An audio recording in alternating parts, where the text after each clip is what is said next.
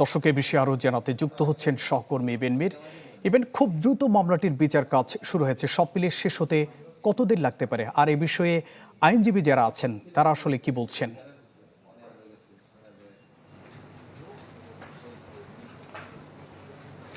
জোবায়ের, বিচারহীনতার সংস্কৃতির মধ্যে বলতে গেলে এটি আসলে নজির স্থাপন হতে যাচ্ছে।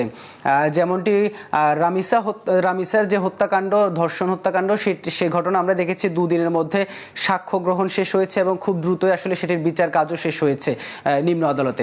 সেই জায়গায় আসলে চট্টগ্রামের এইখানেও আমরা দেখেছি মাত্র 5-6 কর্মদিবসের মধ্যে পুলিশ অভিযোগপত্র দাখিল করেছেন আদালতে। সেটি গেল বৃহস্পতিবার, অর্থাৎ এর মাঝখানে দুদিন অর্থাৎ রোববার এবং সোমবারের মধ্যে আবার অভিযোগ গঠন করা হয়েছে এবং আগামীকাল থেকে সাক্ষ্য গ্রহণও শুরু হচ্ছে।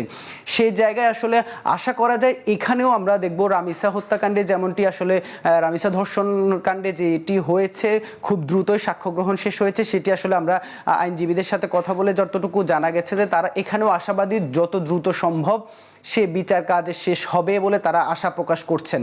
আর যেমনটি বলছিলাম, আসলে এই যে দীর্ঘ সময় আদালতের বারান্দায় ঘুরতে ঘুরতে যারা বিচার প্রার্থী তাদের যখন পায়ের জুতা ক্ষয় হয়, উকিলকে ফিস দিতে দিতে তাদের যখন আসলে পকেটের টাকা শেষ হয়, সেই জায়গায় এই বিচারগুলো আসলে একটি নজির হয়ে থাকবে।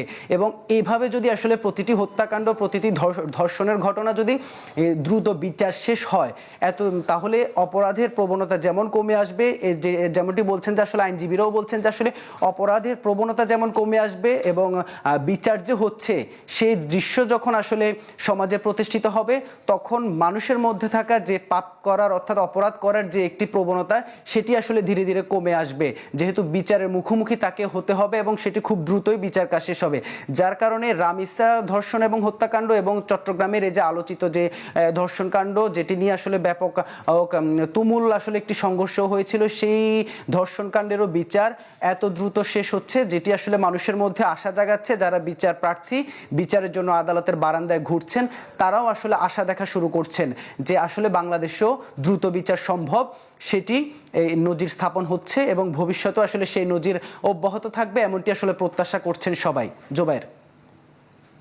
আপনাকে দর্শক, চট্টগ্রামের বাকলিয়ায় শিশু ধর্ষণের আলোচিত ঘটনার বিচার কাজ নিয়ে জানাচ্ছিলেন সহকর্মী ইবেন মীর।